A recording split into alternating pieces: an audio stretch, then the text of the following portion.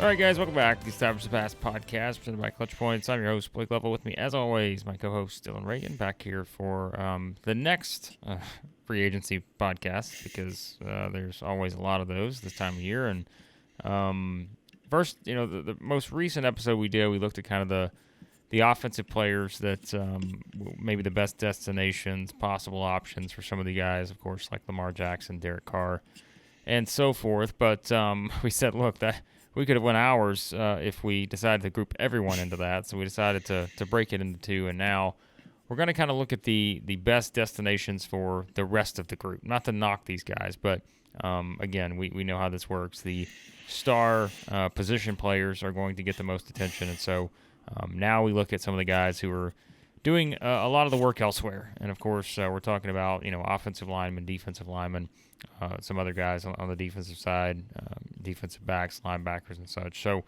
we're going to break that down in this one, Dillon. And this is an interesting list. We'll probably kind of look at these, group them together a little bit.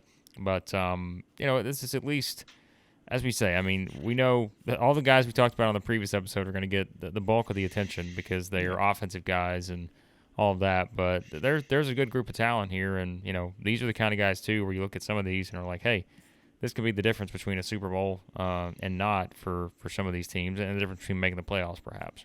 Yeah, I mean, just look at what the Eagles did last year with a couple names on this list, whether it be trades, but also picking up James Bradbury, who we'll get to as we go down here. But yeah, like you said, they're not going to grab as much attention, obviously, as the quarterbacks. First of all, they're going to grab more than anyone, but even the receivers, running backs, tight ends, all the guys that fans that maybe only play fantasy football, they're all going to know those names. They're so used to seeing them compared to what actually, happens on the football field. These guys are just as impactful in some cases. Yeah, some really big names. Obviously, teams keeping in mind what their draft picks are, what they're going to be targeting there.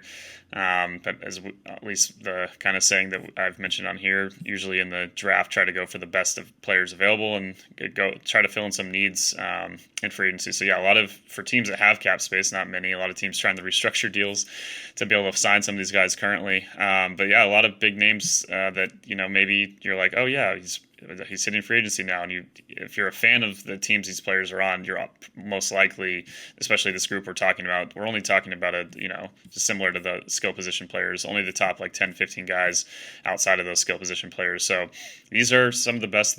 If you're a fan of one of the teams these players were on, you probably don't want them to go. Obviously, one named Bobby Wagner that the Rams did let go mutually. It seemed like that made sense. But for some of these other ones, I guarantee Bengals fans want Jessie Bates back. I don't think a lot of Niner fans probably don't want Michael McGlinchey back. So, yeah, we'll get to these, but a lot of impactful guys, and some of them not even that old when you really go down this list too.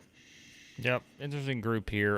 We'll start with the offensive linemen because then we'll kind of coordinate everything on the defensive side because there's a bigger group to talk about on the defensive side. But on the offensive side, we've got three guys on our list here, and again, we're not going to get to everybody, but these are just guys that are kind of, the names I think you're going to want to look at, of course. Orlando Brown's one of them, of course, from the Chiefs. Just talked about Mike McGlinchey from the Niners, and, Jawan Taylor, none of those guys for the Jags. Again, these are, as you just said, these are guys that can certainly make an impact and just sort of depending on where they wind up. But I think this is probably the best of the group. You can look forward, I guess, at, guys like Isaiah Wynn and guys like that. But it seems like these three, it's going to be very intriguing kind of see where they wind up. Yeah, they're all quality tackles, which obviously a premium position in the NFL, as we know. You see when you have a weak spot there, what it can mean for how you have to just slide your whole line, how it changes everything you're able to do. So I think of, obviously the teams wanting to keep these guys. I think in particular Taylor with Jacksonville, maybe with the cap space they still have, the franchise tag they could use, that he could end up back there. But there's a couple teams that are striking and that I think will at least get one of these guys. For sure, the Chicago Bears. They have, as we know, so much cap space.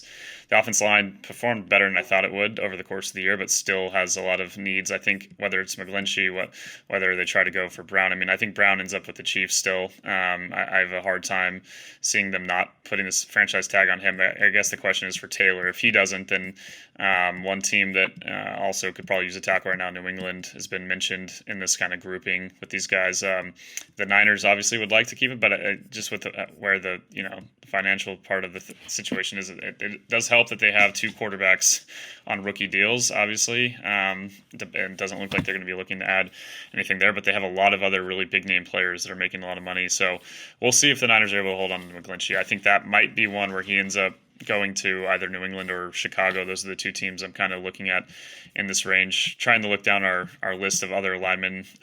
Simalo from the Eagles was another name that wasn't towards the top of the free agency list that we've looked at, but a guard there. So this isn't just those 3 tackles.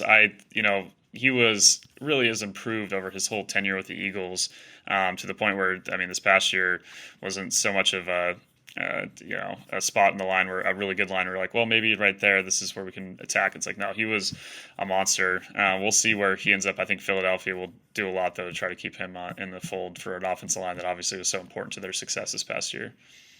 Yep, that's a big one, obviously, like you said, for the Eagles, of course, to stay kind of where they are, and obviously we'll prioritize guys like that for sure, just sort of based on, again, trying to get back to the Super Bowl again and try to win it this time. And, of course, it always helps when you're trying to protect your franchise quarterback, and I think the Eagles will put a little value in that for Jalen Hurts after a spectacular season there for him. So, all right, that's kind of, the best of the group, I think, on the offensive lineman side of things. Let's go to the defensive side. Defensive lineman, obviously a very interesting, position as well in terms of kind of seeing what guys get with some of these contracts and such. But it does seem like there's a pretty clear-cut, several guys we've got on our list here: Javon Hargrave, Zach Allen, Deron Payne, and Marcus Davenport.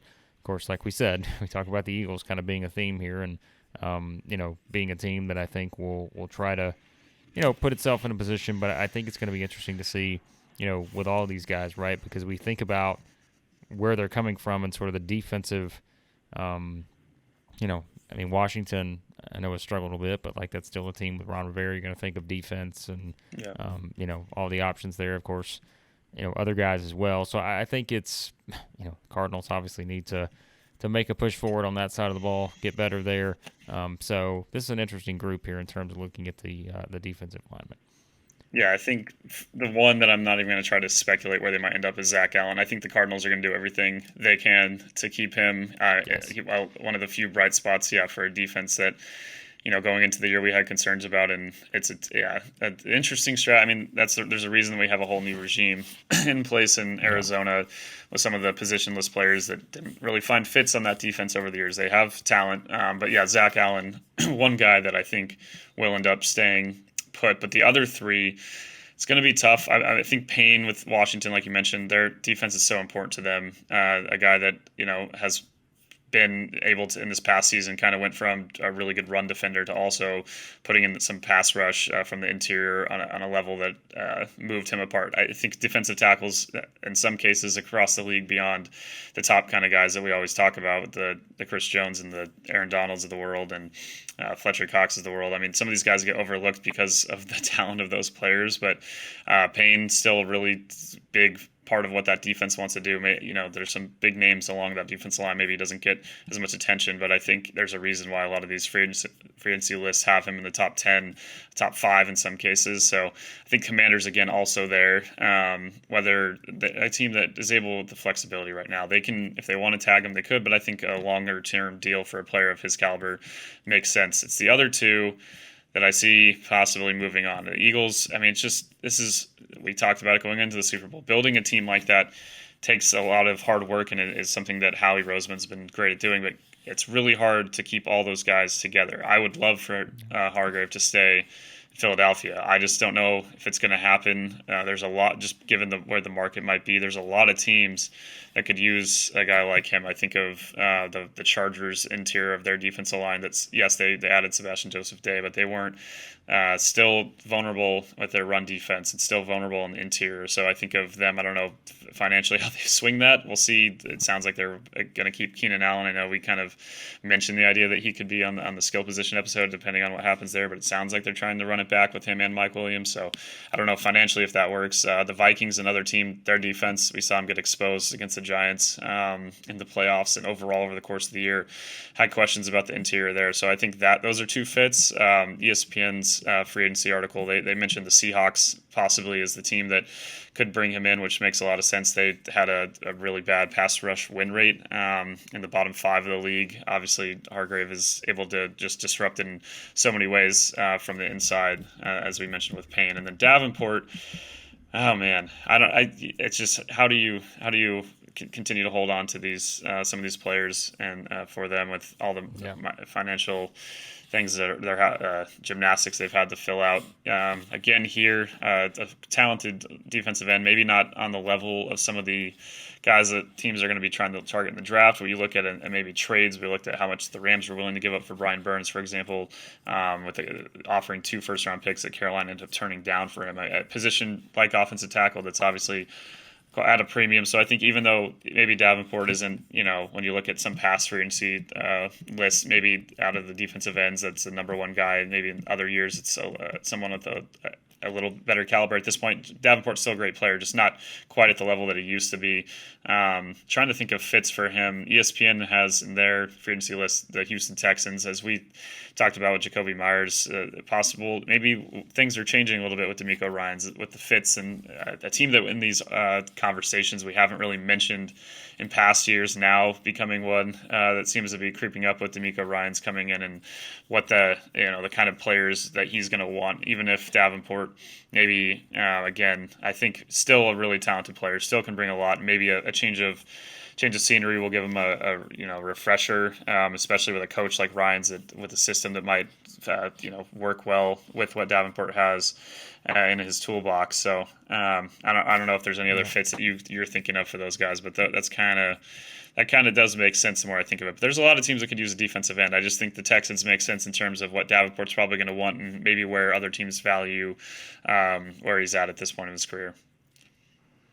Yeah, I mean, I look at like you said something I think is interesting. Like the Texans now become an interesting part of the conversation because of their new head coach. I mean, they're basically starting over again, and we've always talked about the defense, and obviously they've drafted some guys defensively in recent years that will kind of be the foundation moving forward. But like, if you can add some of these guys, and knowing you have a defensive-minded head coach and D'Amico Ryans now, and you kind of assume they're going to address other positions on the offensive side in the draft. Like there's a lot of options, I think, for the Texans. So they are an interesting team to think about, and way more interesting than they were in recent years, we said, because now I think you sort of see this as a starting over point for them. And, it's not the one-year coaching carousel anymore where they're just switching coaches every season. Like you feel like they're at least setting in for the long haul now with D'Amico Ryans, and that can allow some different opportunities. So I think it is interesting to think about some of those fits, especially for them when we look at some of these defensive guys.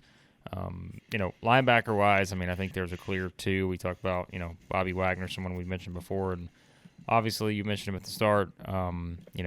That's a big one. Lavonte David from the Bucs, of course, another guy that, is another one that if you're looking at it from, the Bucs standpoint, like that's someone else, that is a big key, impact type player. And so I think those are clearly the 2 standout guys there when we just kind of, shorten this list a bit to those 2. Yeah, it's 2 really talented players that are obviously veterans, but I mean, you saw Bobby Wagner ends up finishing as a top rated linebacker by PFF in the entire season. Clearly has a lot left in the tank, was just on a team that wasn't fit maybe to utilize his skill set, and also just with a number of other problems as we've talked about. So both of these guys, and I mean David too, Tampa Bay's defense tried to hold on.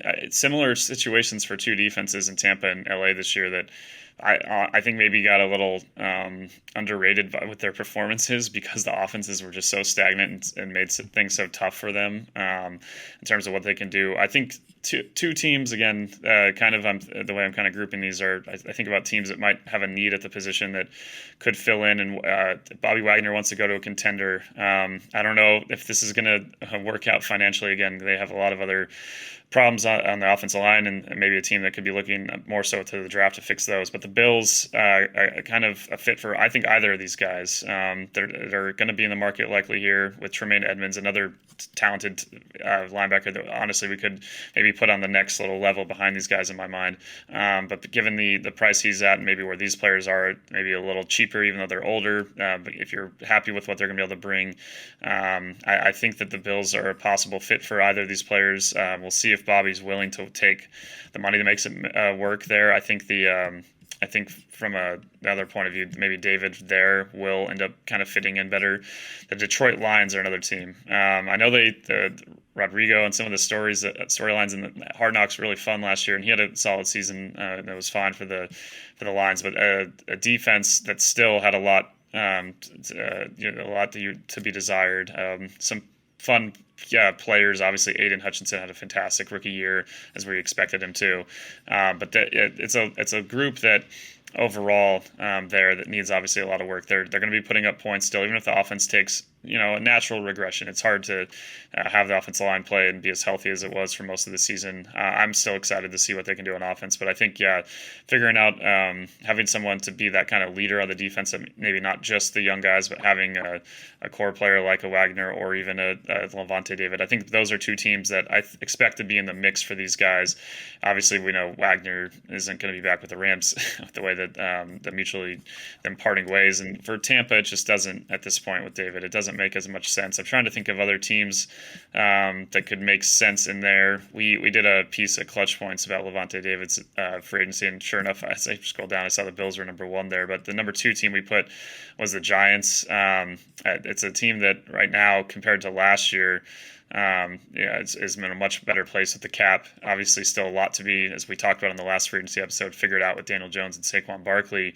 But it's a team that at linebacker you could argue is in the bottom kind of group linebacker corps in the league. So it makes sense that they would be kind of in this conversation. We'll just see if that's where they want to allocate their resources. Yep. That's going to be interesting. Those are, like you said, 2 big ones there. I think just in terms of the production and kind of know what you're going to get as part of the anchors on the defense. So I'm curious to see what happens there with them. All right, this is an interesting group here, defensive backs.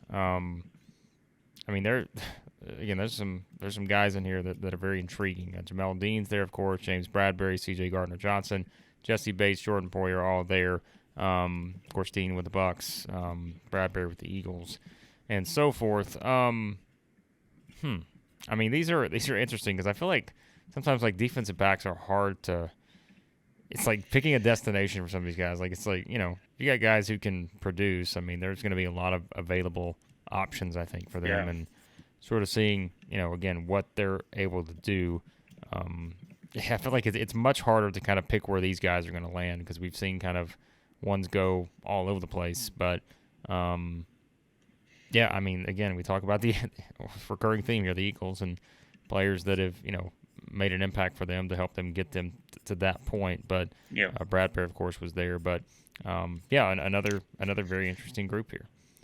Yeah, like you said, it's tough to predict because a lot of teams need corners. A lot of guys are trying out younger players, and some of them end up being fantastic, like Sauce Gardner in New York, and then others don't end up having that same level of success. So it's hard to. I kind of try to look at. I'm almost looking because I don't think there's a lot of teams that could use a good corner or a good defensive back. I'm looking more so cap space wise because these guys are going to be looking for money. Especially Bradberry. After taking a kind of a prove it deal last year, I think he's going to be one of the hottest names on that cornerback market. He really showed a lot this year. Teams, again, it's a recurring theme with 2 teams from the NFC North here that I just already talked about. The Lions and Vikings maybe are in the mix for one of these corners. It's just a matter of where they're at cap space wise. The Lions in better shape than Minnesota, so maybe that's a possible fit. The Jaguars are a team that I could see go in the mix for these. The one that's scary for Jessie Bates, the Bengals, man, it's hard to imagine. Their defense, they have a lot of cap space too. Still, they're 6th currently according to Spotrac, and cap space at this very moment. Obviously, that's going to change dramatically as contracts are restructured. But man, Bates, he's such a big part of that. He's like the backbone of that defense and kind of the captain, at safety there. Just such a critical part of what they want to do as a team and lose defense. ESPN has the Browns as the best fit. Man, that would be painful for Bengals fans. I don't know, from a needs point of view, that makes a ton of sense, but I think Cincinnati is going to go all out kind of to keep him. With Bradberry, I think it's kind of at this point, I'm starting to assume he's going to be gone. Even C.J. Gardner-Johnson, I think there's a chance that Philadelphia keeps him, but man, these things are it's not easy when you get down to it. Same with Poyer. I mean, older player, at least has been out there a little bit longer for Buffalo, kind of similar to what Bates has meant for that defense. But we saw the Bills defense obviously get a little exposed at points, especially on the defensive line, you could argue, but still in the secondary, not their best game against the Bengals. Poyer, obviously, they just had a ton of injuries in that secondary too. They like to keep him, but another one where ESPN has the prediction that it's going to be a division rival taking him. They have the Patriots. I think just my takeaway from when I looked at these 5 players, like you said too, there's no shortage of teams that could use these guys. There's no you could make the argument for so many different so many teams that go after these players. I have a hard time predicting like one guy to one spot. It's easier for me to be like, man, it's really tough for the Bengals to think about no Jessie Bates. It's really tough for the Eagles to think about not keeping some of these guys. But it just might be the reality of it. I'm trying to think of fits for C.J. Gardner-Johnson. Maybe they're able to keep one of them. Maybe it's him instead of Bradbury ultimately. But we'll see. It's a talented group though. I mean, even Dean. I didn't even talk about Jamel Dean. I mean, he has had obviously a solid career, and arguably, you could put him potentially, depending on where you look, he's probably the number 1 corner almost on the free agent market. That they have Atlanta picking him up. Something about these division rivals going after defensive backs in this piece, but that would make a lot of sense for the Falcons. Another defense that obviously needs some help, especially in the secondary. AJ Terrell has looked like a pretty promising player so far in his young career. So to have a guy on the opposite side of him and Dean, that would make a lot of sense. Maybe Bradbury fits a little into what they want to do schematically as well. But Dean will have no shortage of teams. I mean, it just shows also looking at this group with David and Dean and some of the other recent free agents. I mean, that Buccaneers defense that won the Super Bowl a couple of years ago was absolutely stacked. Similar to now we're looking at, obviously the Eagles didn't win the Super Bowl, but the amount of guys that it's just hard to keep a defense together. Teams that usually invest long term and offensive players a bit more. I mean, like there's obviously exceptions to that, and players at a caliber where you end up re-signing them. But as a whole, like once you get past the top 3-4 guys, it is hard to keep them all. And you just look at there's a reason that Tampa Bay was so dominant in that Super Bowl, and Dean was a big part of it. Yep. I mean, I just think it's hard to predict these guys, but like you said, it's they're all going to bring some value to someone. And I think, obviously in a lot of these cases, you've got guys who the teams they've already brought that value to. It's a matter of contracts and the money that's out there and all of that. And that's just, again, that's always a hard thing to predict because you just don't know, because there are teams that have significant needs in certain areas. And can you make the financial part of it work that's the thing.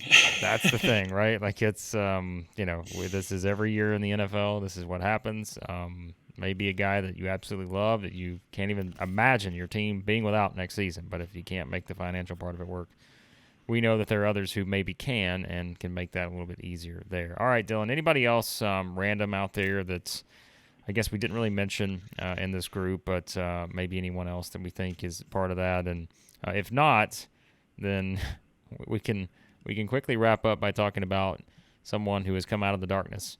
And that is Aaron Rodgers, because I know this kind of doesn't tie into the everyone else part of the free agency and all of that, but that is obviously a big domino that could impact a lot of things on the offensive side. So yeah, in terms of other players, I mean, there's some really talented guys. Cam Sutton, just looking down the list at corner there, we mentioned Edmonds briefly, Jermont Jones. There's a lot of big names that are hitting the market that also teams are going to be in the mix for. I think one team I didn't mention in the secondary part that I probably could have is the Raiders. They have a lot of cap space, and as much as it looked like tying into the Aaron Rodgers thing that they would be in the mix there, the latest comments seem to make it look like they're not going to go with a higher price free agent guy, even though the initial kind of reporting was that that's the way that McDaniels would likely go.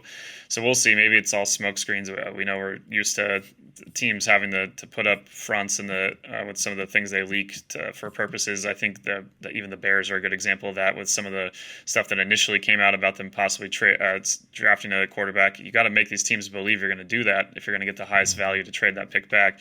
But for the Raiders, with more of their third in cap space currently available, if they don't go after that big name quarterback, they're a team I think that I should have mentioned with the defensive backs. Obviously, we know how the trouble they had in the secondary this year, and just overall the last couple of years has still been an issue. So maybe they're a team that in that Jessie Bates in the mix there, or Dean, one of those guys could be a target for them. But other players, Yannick Ngakoue, really solid edge rusher, obviously when everything's clicking for him. Byron Murphy, another solid corner that we could have added to this mix. Brandon Graham's in here. I don't think he's leaving Philly, but there's a lot of good players for sure. But in terms of Aaron, excited to see. I just opened my phone this morning and had a collabed Instagram video with someone, I'm not sure who it was, but someone that helped him with his darkness retreat, and about some special that's going to be coming out tomorrow. So when you're listening to this will be out, so you can listen to all the insights. That I don't know how much of a football conversation that will be, but the fallout from that. I mean, obviously everything like we mentioned with Carr at one point, like he understood that he was probably going to have to wait to see how the dominoes fell with Rodgers before he actually ultimately signed or they make a decision. It's not like it's still from Aaron, from at least what I've read into it. It looks like it's still kind of the same. It's like it's coming. The decisions will be coming. They're not quite here yet. So it's going to be interesting to see. I mean, he's like he said, he's not trying to drag anybody around in this situation, but unintentionally, it's still just going to be a process that's going to all hinge on what he does. That it's not like a lot of teams are going to move until they know for sure. I think the most recent things that I had seen reporting wise were that, and maybe they were from Packers sources, though I believe in a couple cases, but they were along the lines of this is all being overblown. It's just kind of the same thing we've been looking at the last couple off seasons, and we're going to just end up with Aaron again. But then you hear the players like Aaron Jones, I believe, talked about it. There's been a couple guys that have talked about it and say that this time it does feel different. It doesn't feel like just running it straight back or as much of a just kind of messing around sort of situation. So it's hard to imagine Aaron not on the Packers, maybe from an unbiased point of view, just curious to see what he would look like in another uniform, what it would look like playing in a different for a different team and different coaching staff. Not that he's been with LaFleur for that long, but still has been there a number of years now together. I believe that was just their fourth season. So. And just seeing what Jordan Love could do and see what the Packers could do with more of a financial flexibility. Not that obviously Jordan's towards the end of his rookie deal, so you're not maximizing that the same way some of these other teams are able to. I'd just be curious to see what it would be like. But that curiosity is one part of it. At the end of the day, the logistics have to work out. There's a lot of things at dead cap for the Packers, a lot of money taking on for other teams. It would have been one thing if he'd been making this move after the previous season when the Packers got knocked out in the playoffs, where at least they once again had 13 wins. And maybe teams could have talked themselves more into it. Maybe the Packers waited a tad long in terms of the value they were going to get in return here. And now at this point, maybe they're like, maybe it's not worth doing that. So we'll see. I don't know I guess part of it's also what Aaron wants, right? There's part of what the Packers want to do, but Aaron could just retire. He could. Yeah. This won't even be a conversation at that point. So we'll see. I hope he stays in the league a little longer, because it's even if some of these things are a little silly, and some of them are the weekly appearances on Pat McAfee and some of the stuff that happened before. I mean, some of it can be a little tiresome, or it's the same things over and over, but I still think the league is more interesting with Aaron Rodgers in it than without him. Yep, and it will be interesting to see what happens next with him, and a lot to be determined there, and the dominoes that will create elsewhere in terms of these other free agents we talked about and all that. So should be interesting, but there you go. There's some thoughts on the other group, I guess we'll label them, the non offensive guys that are going to get all the non-fantasy attention. players. Yeah, the non-fantasy players. There you go. But again, a lot of very interesting decisions to be made for those guys as well. And we talked about sort of the update on Aaron Rodgers and what can happen next with that. But of course, Dylan, all covered over Clutch Points. Again, this is free agency, wild and wacky as usual. The draft will be here before you know it. All kinds of stuff. So let everybody know where they can find all that. Yeah, you can go to the Clutch Points app to the NFL section there. Tons of content on the draft coming up. Starting to look pretty soon at the best players that teams could be targeting there. Some trades that could be made in the draft. We have our mock draft out. We'll have another mock draft coming out after the combine. Right now, the combine about to start. So we have a lot of coverage there. Looking at some of the best players for certain fan bases to be kind of following along with it to could be fits for those teams. We have all of that on the NFL section of the app. Also, the NFL section at ClutchPoints.com. We've, as I mentioned, with as this free agency conversation helped along by the fact, we have a series currently coming out, more so less about the teams, but also just from the players' point of view, some of the best fits for them, destinations that make sense, and also could make sense from a cap space situation in terms of how they're able to get a better deal. So kind of try to factor those things in. So that whole series, if you go to clutchpoints.com and you just search best landing spots, free agency, something like that, you'll get popped up with our whole series. We got the list, all the players we talked about last week, and in the episode with the quarterbacks, receivers, and running backs, tight ends, and then now, all the guys we just talked about today, all those are out as well. Yep, check it all out there at Clutch Points, and as always, be sure to subscribe to the podcast. Any podcast app you use, search for Establish the Pass. And thanks as always for listening to the podcast, and we'll talk to you next time here on the Establish the Pass podcast.